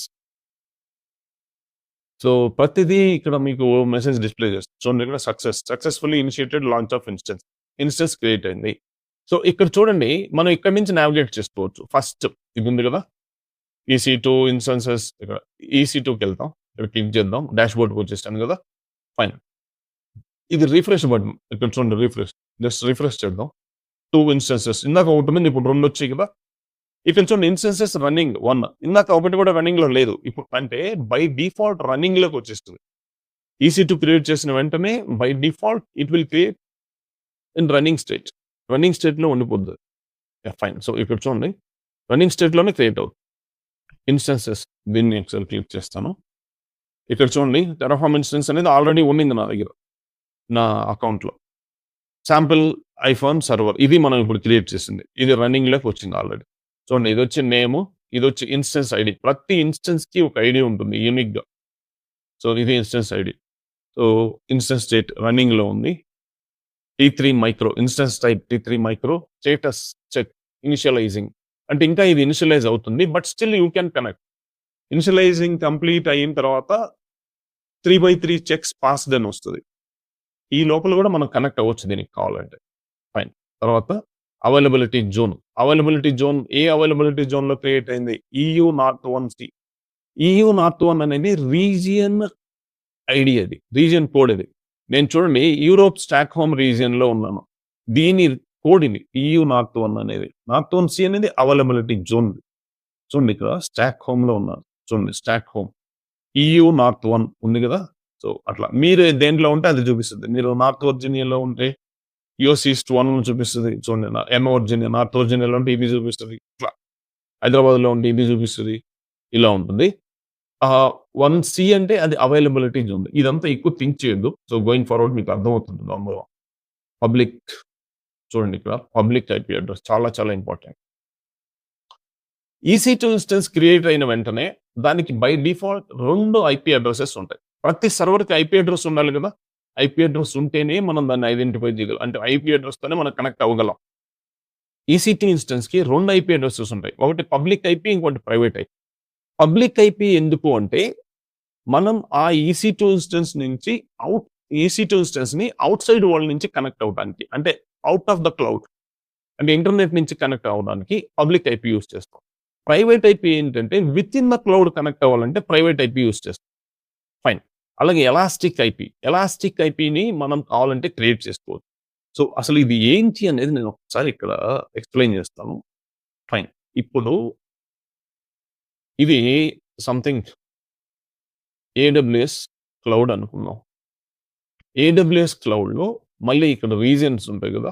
ఈ రీజియన్‌లో ఏదో పర్టిక్యులర్ అవైలబిలిటీ జోన్‌లో మనం ఒక EC2 ఇన్స్టెన్స్ క్రియేట్ చేసాం. ఇప్పుడు మీ ముందే నేను ఒక EC2 ఇన్స్టెన్స్‌ని క్రియేట్ చేశాను. ఇది EC2 ఇన్స్టెన్స్. ఈ EC2 ఇన్స్టెన్స్‌ని నేను ఇక్కడి నుంచి ఎలా కనెక్ట్ అవ్వాలి? నేను ఇక్కడ ఉన్నాను. ఇది నా ల్యాప్‌టాప్. నా ల్యాప్‌టాప్ నుంచి కనెక్ట్ అవ్వాలంటే నేను యూజర్ ఐడీ, పాస్వర్డ్ ఇచ్చి సో, ఇందాక చూపించాను కదా! రూట్ యూజర్ ఇచ్చి కనెక్ట్ అవుతాం కన్సోల్‌కి. ఇక్కడ నుంచి దీనికి కనెక్ట్ అవ్వాలంటే ఏం చేయాలంటే నాకు ఐపీ అడ్రెస్ కావాలి. ఐపీ అడ్రెస్ కావాలి అంటే అది బై డిఫాల్ట్ 2 ఐపీ అడ్రెస్ ఉంటాయి. ఒకటి పబ్లిక్ ఐపీ, ఇంకొకటి ప్రైవేట్ ఐపీ. పబ్లిక్ ఐపీని యూజ్ చేసి నేను ఇంటర్నెట్ నుంచి కనెక్ట్ అవ్వచ్చు. ప్రైవేట్ ఐపీని యూజ్ చేస్తే విత్ ఇన్ ఇక్కడికి నేను వెళ్ళిపోయిన తర్వాత ఇక్కడ కనెక్ట్ అవ్వచ్చు. ఇప్పుడు పుట్టి నుంచి కనెక్ట్ అవ్వాలి. ఇక్కడ పుట్టి ఉంది. పుట్టి అనేది ఒక టెర్మినల్. సర్వర్‌ని కనెక్ట్ అవ్వడానికి పుట్టి లేదా మొబైల్ ఎక్స్‌టామ్. సో, ఇవి టెర్మినల్స్ అన్నమాట. అలాగే గిట్ బాష్ నుంచి అట్లా అవ్వచ్చు. విండోస్ ల్యాప్‌టాప్ నుంచి. అది డిఫరెంట్. ఇవి వచ్చి టెర్మినల్స్. టెర్మినల్స్ అన్నమాట. ఇప్పుడు ఇక్కడ పుట్టిని డౌన్‌లోడ్ చేసుకొని మన ల్యాప్‌టాప్‌లో ఈ పబ్లిక్ ఐపీని యూజ్ చేసి ఇక్కడికి కనెక్ట్ అవ్వచ్చు. ఈ సర్వర్‌కి EC2కి. ఇది EC2. అలాగే మొబైల్ ఎక్స్‌టామ్ కూడా యూజ్ చేసి కనెక్ట్ అవ్వచ్చు. అయితే ఈ పబ్లిక్ ఐపీ అడ్రెస్‌తో ప్రాబ్లమ్ ఏంటంటే మనం EC2 ఇన్స్టెన్స్‌ని రీస్టార్ట్ చేసామనుకోండి. రీస్టార్ట్ అనే ఆప్షన్ ఉంటుంది. అది ఎలా ఉంటదంటే చూడండి. ఇప్పుడు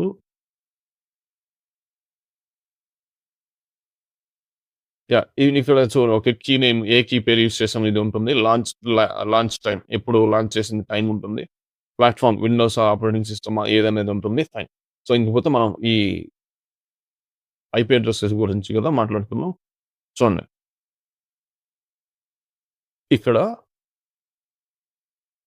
ఇక్కడ శాంపిల్ సర్వర్. ఇది మన సర్వర్. రన్నింగ్‌లోకి వచ్చేసింది. ఇందాక ఇనిషియలైజింగ్‌లో ఉంది. ఇప్పుడు రన్నింగ్‌లోకి వచ్చింది. ఇప్పుడు రీస్టార్ట్ చేయాలనుకున్నాం కదా! దీన్ని ఇక్కడ చూడండి. ఇది సెలెక్ట్ చేసుకొని ఇక్కడ రీబూట్ ఇన్స్టెన్స్ ఉంది చూడండి. ఈ రీబూట్ కొడితే ఏమవుద్దంటే పబ్లిక్ ఐపీ అడ్రెస్ చేంజ్ అవ్వదు. ఎందుకు అంటే ఇది వర్చువల్‌గా క్రియేట్ అయినప్పటికీ ఏదో ఒక హార్డ్‌వేర్ మీద, ఏదో ఒక ఫిజికల్ సర్వర్ మీద ఇది క్రియేట్ అయ్యి ఉంటుంది. జాగ్రత్తగా అబ్జర్వ్ చేయండి. ఇది ఇంటర్వ్యూలో కూడా అడుగుతది ఈ క్వెషన్. ఇది వర్చువల్‌గా క్రియేట్ అయిన కీ ఏదో ఒక ఫిజికల్ హార్డ్‌వేర్ మీద క్రియేట్ అయ్యి ఉంటుంది ఇది. అందుకని మనం రీస్టార్ట్ చేసినప్పుడు ఈ హార్డ్‌వేర్ సేమ్ అలాగే ఉంటుంది. సేమ్ హార్డ్‌వేర్‌ని యూజ్ చేసుకుంటది. కాబట్టి పబ్లిక్ ఐపీ అడ్రెస్ చేంజ్ అవ్వదు. అదే మనం దీన్ని చూడండి. ఇది సెలెక్ట్ చేసుకొని స్టాప్ చేసి ఇక్కడ స్టాప్ ఉంది కదా! స్టాప్ చేస్తే స్టాప్ అయిపోద్ది. మళ్ళీ స్టార్ట్ ఉంది కదా! స్టార్ట్ కొడితే స్టార్ట్ అవుతది. అప్పుడు ఏమవుద్దో తెలుసా? ఈ పబ్లిక్ ఐపీ అడ్రెస్ చేంజ్ అయిపోద్ది. ఎందుకు చేంజ్ అవుతది అంటే స్టాప్ చేసి స్టార్ట్ చేసినప్పుడు ఇది ఇంకొక హార్డ్‌వేర్‌ని యూజ్ చేసుకుంటది. ఇవి ఇంకొక హార్డ్‌వేర్ మీద క్రియేట్ అవుతది. అందుకే ఎప్పుడైనా మనం ఇది ఇంటర్వ్యూలో కూడా అడగొచ్చు. సడెన్‌గా EC2 స్లో అయిందంటే ఏదైనా సర్వర్ మీ ల్యాప్‌టాప్ స్లో అయితే ఏం చేస్తారు మీరు? రీస్టార్ట్ చేస్తాం మనం. మొబైల్ స్లో అయినా ల్యాప్‌టాప్ అలాగే EC2 ఇన్స్టెన్స్ స్లో అయిందనుకోండి మనం రీస్టార్ట్ చేస్తే హార్డ్‌వేర్ ఇష్యూ ఏదన్నా ఉంటే రిజాల్వ్ అవ్వదు. ఎందుకంటే సేమ్ హార్డ్‌వేర్ మీదే మళ్ళీ క్రియేట్ అవుతది. అదే స్టాప్ చేసి స్టార్ట్ చేశారనుకోండి ఇంకొక హార్డ్‌వేర్‌ని యూజ్ చేసుకుంటది. కాబట్టి హార్డ్‌వేర్ ఇష్యూ రిజాల్వ్ అయ్యేదానికి ఛాన్స్ ఉంటుంది. ఎందుకంటే హార్డ్‌వేర్‌ని కంప్లీట్‌గా మార్చేస్తది.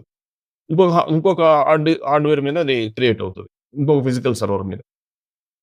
అందుకే ప్రైవేట్ ఐపీ అడ్రెస్ కూడా చేంజ్ అవుద్ది. ఇప్పుడు మనం ఈ ఐపీ అడ్రెస్ ఇందులో ఒక అప్లికేషన్ రన్ చేస్తూ మనం యూజర్స్‌కి ఎవరికైనా ఈ ఐపీ అడ్రెస్ ఇచ్చామనుకోండి, ఇది స్టాప్ చేసి స్టార్ట్ చేసినప్పుడు చేంజ్ అయిపోద్ది. అందుకని పబ్లిక్ ఐపీ అడ్రెస్‌ని మనం ఏదైనా ప్రొడక్షన్ ఎన్విరాన్మెంట్‌లో మనం అప్లికేషన్ రన్ చేసేటప్పుడు పబ్లిక్ ఐపీని కూడా యూజ్ చేయం. ఎలాస్టిక్ ఐపీని యూజ్ చేస్తాం. ఎలాస్టిక్ ఐపీ ఏంటంటే ఎప్పుడు చేంజ్ అవ్వదది. సో, ఎలాస్టిక్ ఐపీ కాన్స్టెంట్‌గా ఉండిపోద్ది. కాపోతే ఇది చార్జబుల్ ఇది.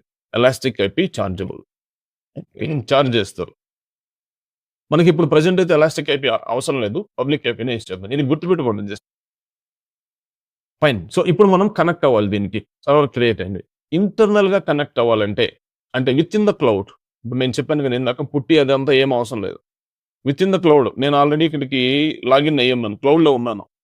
ఇక్కడ చూడండి. ఇది సెలెక్ట్ చేసుకొని ఇక్కడ కనెక్ట్ ఉంది కదా! ఈ కనెక్టింగ్ అని కొట్టారంటే కనెక్ట్ అయిపోతుంది. కొంచెం కిందకొస్తే లెట్ ఇట్ టేక్ టైమ్. మళ్ళీ కనెక్ట్ ఉంది కదా! దీన్ని కొట్టామంటే మనం సర్వర్‌కి కనెక్ట్ అయిపోతాం.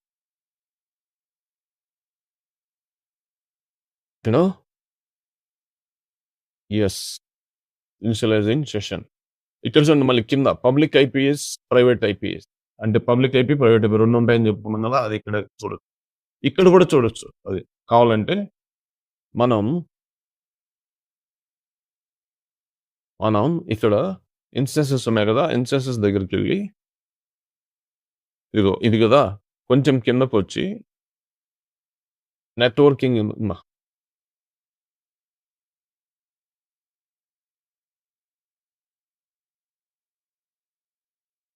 On yes. ఇక్కడ చూడండి status, alarms, monitoring, security, network ఉంది. ఈ నెట్వర్క్ చేసుకుంటే మనం కొంచెం కిందకెళ్తే ఐపీ అడ్రసెస్ ఉన్నాయి చూడండి. Private IP address, public IP address ఇవి ఇక్కడ కూడా చూడండి. Okay fine. మీకు చూపిస్తున్నాను అంతే. చూడండి ఇప్పుడు కనెక్ట్ అయిపోయింది సర్వర్కి. Ubuntu @IP address. చూడండి ఈ ఐపీ అడ్రస్ 172.31.3.118 ఇది ప్రైవేట్ ఐపీ అడ్రస్ ఇది. మీరు జాగ్రత్తగా అబ్జర్వ్ చేస్తే. ఎందుకు ప్రైవేట్ ఐపీ అడ్రస్ యూజ్ చేసుకుంది ఇది అంటే విత్ ఇన్ ద క్లౌడ్. మనం ఆల్రెడీ ఇక్కడ ఉన్నాను నేను. ఆల్రెడీ ఈ క్లౌడ్‌కి కనెక్ట్ అయ్యి ఉన్నాను. కనెక్ట్ అయ్యి నేను దీన్ని కనెక్ట్ అయ్యాను. కాబట్టి ప్రైవేట్ ఐపీ అడ్రస్ అదే పుట్టిని యూజ్ చేస్తే పుట్టి ఎక్కడ ఉంటుంది? పుట్టి ఇక్కడ ఉంటుంది. మీ ల్యాప్‌టాప్‌లో డౌన్లోడ్ చేసుకుంటాం. ఈ పుట్టి నుంచి కనెక్ట్ చేస్తే పబ్లిక్ ఐపీ యూజ్ చేయాలి. ఇక్కడ చూడండి ఉబుంటు అనేది ఒక యూజర్.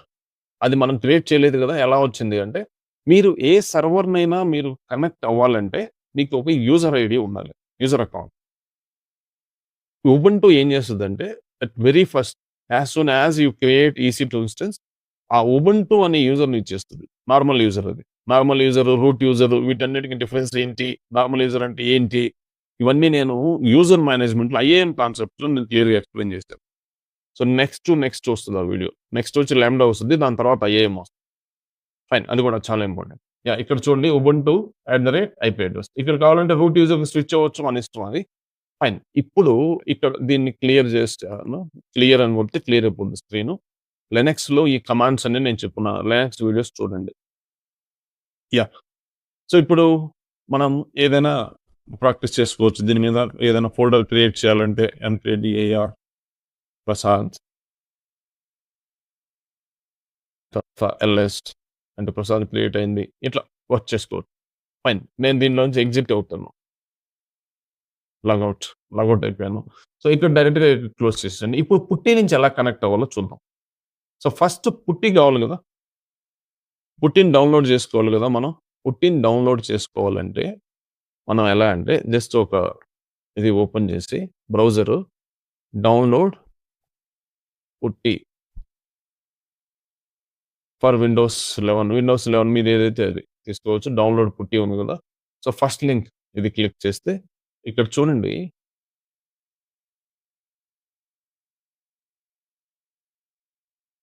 డౌన్లోడ్ పుట్టి. సో దీన్ని మనం డైరెక్ట్‌గా డౌన్లోడ్ చేసుకోవచ్చు. డౌన్లోడ్ చేస్తే దీన్ని ఓపెన్ చేసిన తర్వాత ఈ ఎగ్జిక్యూటబుల్ ఫైల్ ఉంటుంది. exe file. MSI install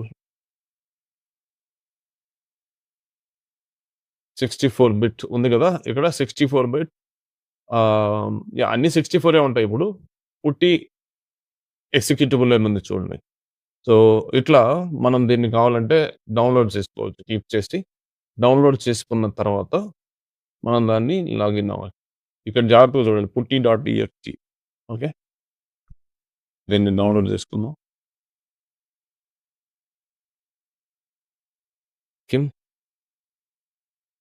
so in folder దీన్ని మనం డెస్క్‌టాప్ మీద పెట్టుకుందాం. కాపీ చేసి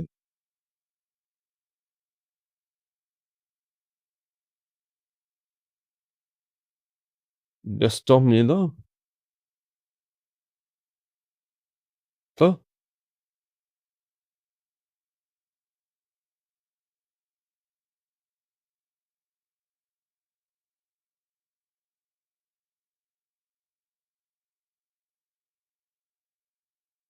యెస్. ఆల్రెడీ ఒకటుంది నాకు. మీకైతే దాన్ని చేసుకోవచ్చు. నాకు ఉండేదాన్ని నేనిప్పుడు నాకు ఇంకొక డెస్క్‌టాప్ మీద అది ఉందన్నమాట. ఆ పుట్టిని యూజ్ చేస్తాను. మీకు మీ దాంట్లో గాని పుట్టి లేకపోతే జస్ట్ అది డైరెక్ట్‌గా డౌన్లోడ్ అయిపోతుంది. ఫైన్.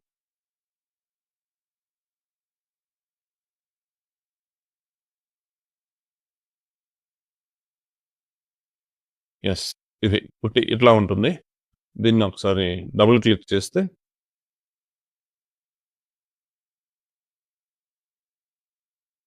డబుల్ క్లిక్ చేస్తే అది ఓపెన్ అవుతుంది. సో, ఇట్లా ఓపెన్ అవుతుందన్నమాట. ఫైన్. సో, ఇది ఇక్కడ హోస్ట్ నేమ్ ఉంది గదా! Host name or IP address ఉంది గదా! ఇక్కడ పబ్లిక్ ఐపీ అడ్రెస్ ఇవ్వాలి. సో, మనం అనుకున్నాం గదా! మనం ఇక్కడ పుట్టి నుంచి out of the cloud cloud AWS బయట నుంచి కనెక్ట్ అవ్వాలంటే మనం పబ్లిక్ ఐపీ అడ్రెస్ యూజ్ చేయాలి. ఇక్కడికెళ్ళి మనం ఏం చేస్తామంటే పబ్లిక్ ఐపీ అడ్రెస్ దీని పబ్లిక్ ఐపీ అడ్రెస్ ఎక్కడ చూడాలి? ఎక్కడ చూడాలంటే జస్ట్ ఇప్పుడే చూపించాను నేను. ఈ నెట్వర్కింగ్ అనే దాన్ని సెలెక్ట్ చేసుకొని కొంచెం కిందకెళ్ళి ఇక్కడ కరెక్ట్ EC2ని సెలెక్ట్ చేసుకోవాలి ఇక్కడ.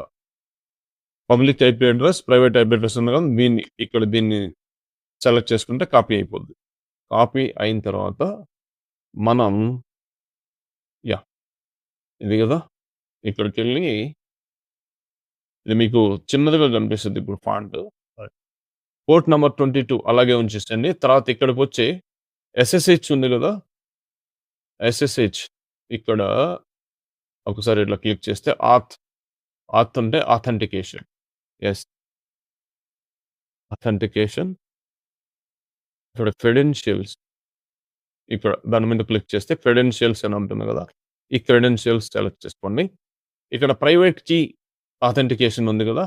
ఇక్కడ క్లిక్ చేసి మన ఆ .ppt ఉంది గదా! దాన్ని సెలెక్ట్ చేసుకోవాలి. .ppt ఎక్కడుంది మనకి? మన డెస్క్‌టాప్ మీద AWS కీస్ అని ఉంది గదా! ఇందులో పెట్టాం మనం. sample1.ppk ఇది చేసుకున్న తర్వాత జస్ట్ ఇక్కడ ఓపెన్. చూడండి. ఇది యాక్సెప్ట్ కొడితే ఇప్పుడు మనకి వచ్చేసిందనమాట. కొంచెం సైజ్ పెద్దది చేస్తాను.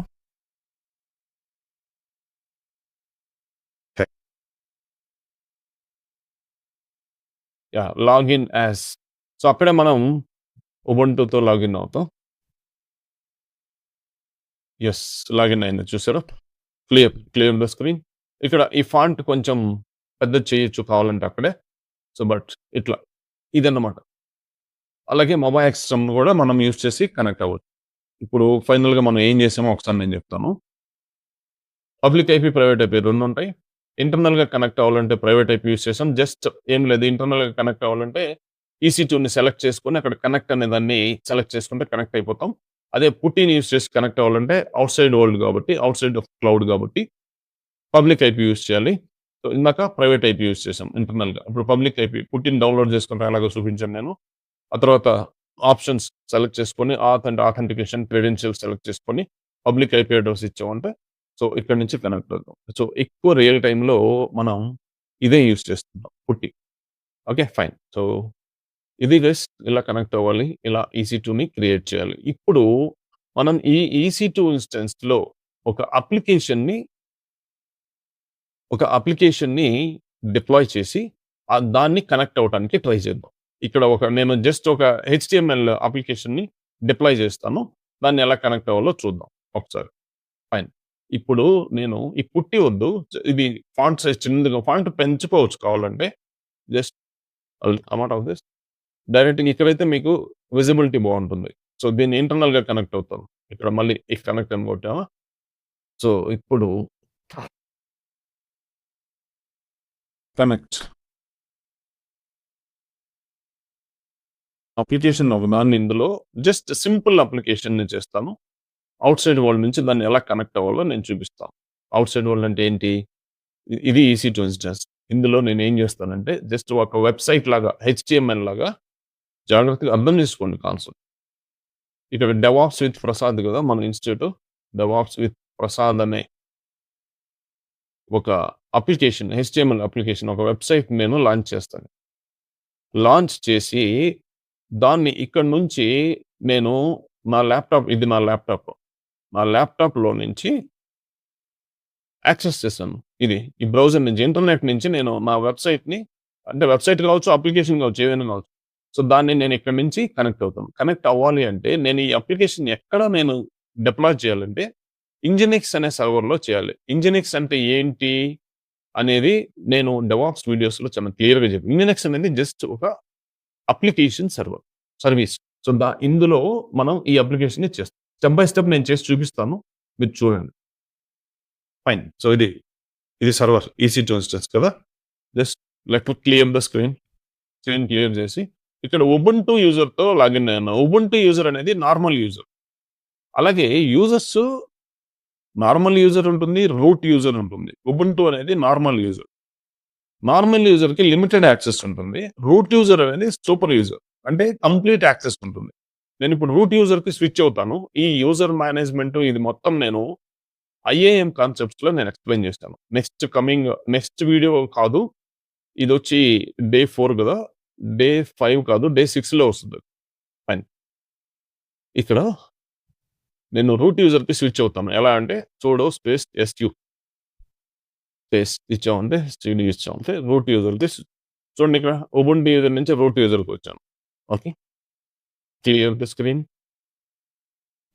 నేను ఈ EC2 ఇన్స్టెన్స్లో ఫస్ట్ Nginxని నేను ఇన్స్టాల్ చేయాలి, డౌన్లోడ్ చేయాలి. చూడండి, Nginx సర్వర్ని, Nginx సర్వీస్ అనుకోవచ్చు దాన్ని. ఎలా చేస్తానంటే apt-get update. So apt-get update అనేది కమాండ్ ఏదైనా మనం డౌన్లోడ్ చేయాలంటే ఉబుంటూ లినక్స్లో, అదే రెడ్ హ్యాట్ లినక్స్లో అయితే m update, YUM update. Okay, fine. అంటే ఇది రిక్వైర్డ్ ప్యాకేజెస్ని డౌన్లోడ్ చేసుకుంటుంది. గైస్, ఇది ఒక్కసారి వింటే ఇవి అర్థం కావు. కొత్తగా నేర్చుకునే వాళ్ళకి ఒక 2 సార్లు 3 సార్లు వినాలి. Okay, fine. తర్వాత apt-get install Nginx. That's it. ఇప్పుడు SR అడిగింది, ఎస్ ఇద్దాం.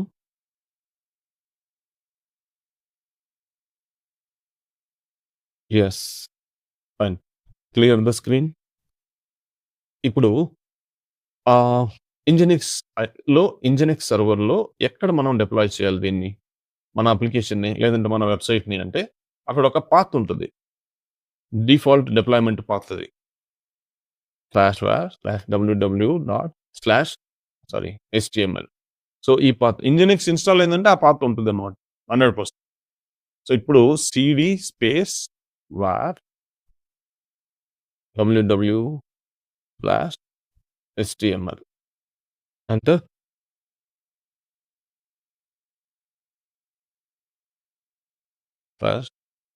HTML. సో నేను ఇందాక ఇక్కడ /it మర్చిపోయాను. సో ఇదన్నమాట. Fine, clear the screen.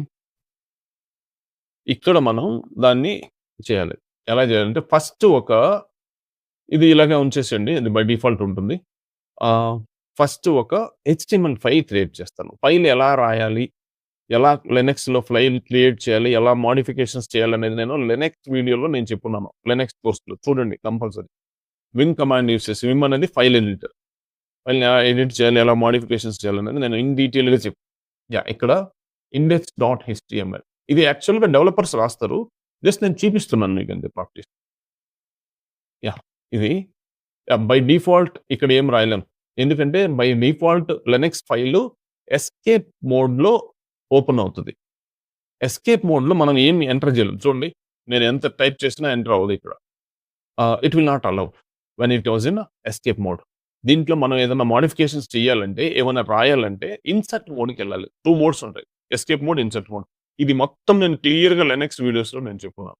Insert మోడ్కి ఎలా స్విచ్ అవ్వాలంటే I ప్రెస్ చేస్తే, కీబోర్డ్లో I ప్రెస్ చేయండి, ఇన్సర్ట్ మోడ్కి వెళ్ళిపోతాం. చూడండి, ఇన్సర్ట్ ఇక్కడ బాటంలో ఇన్సర్ట్ అని చూపిస్తుంది. మీరు ఇన్సర్ట్ మోడ్లోకి వెళ్తే ఇప్పుడు ఇందులో HTML అప్లికేషన్ని నేను డిప్లాయ్ చేస్తాను. దానికి కోడ్ కావాలి కదా, సింపుల్గా ChatGPTని అడగండి. చూడండి, ఒక బ్రౌజర్ ఓపెన్ చేయండి, ఇక్కడికి వెళ్ళి ChatGPT వెళ్ళి ఫస్ట్ లింక్ ఓపెన్ చేసుకోండి. ChatGPTది, ChatGPTని యూజ్ చేయటం అలవాటు చేసుకోండి. ఇక్కడికి వెళ్ళి generate a simple index.html file to display DevOps with Prasad.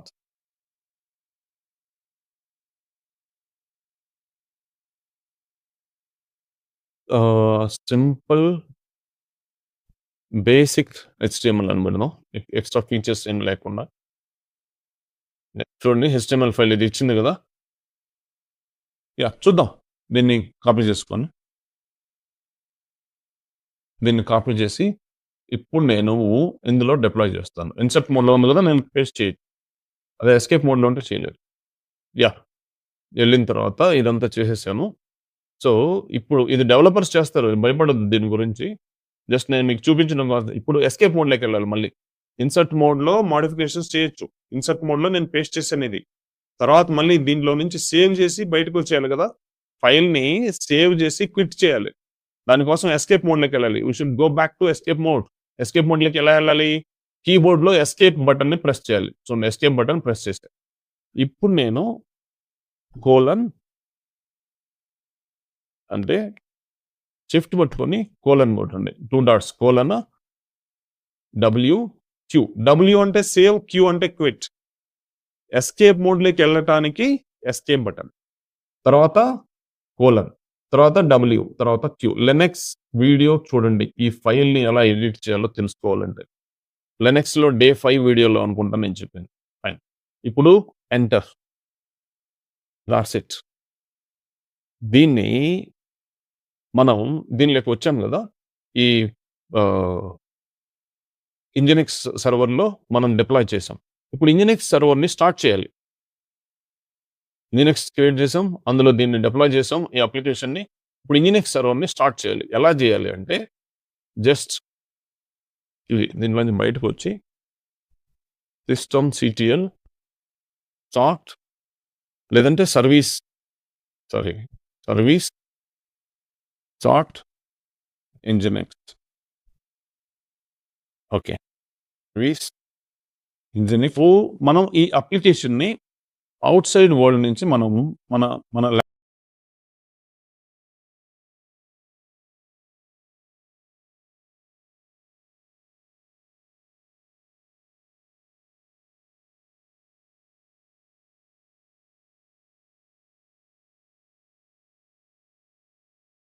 ల్యాప్‌టాప్‌లో ఇంటర్నెట్ నుంచి మనం కనెక్ట్ అవ్వాలి. యాక్సెస్ చేయగలగాలి.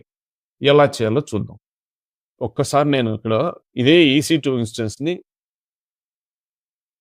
నేను మీకు ఇక్కడ డ్రా చేసి చూపిస్తాను.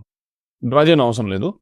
పబ్లిక్ ఐపీ యూజ్ చేసి పబ్లిక్ ఐపీ ఉంటుంది కదా! దీనికి పబ్లిక్ ఐపీని ఇక్కడ ఇస్తాను. ఫస్ట్ పబ్లిక్ ఐపీ ఏంటో నేను ఒకసారి ఇక్కడ ఫ్రేమ్ చేసి చూపిస్తాను. ఇది కదా పబ్లిక్ ఐపీ. ఈ పబ్లిక్ ఐపీని కాపీ చేసుకొని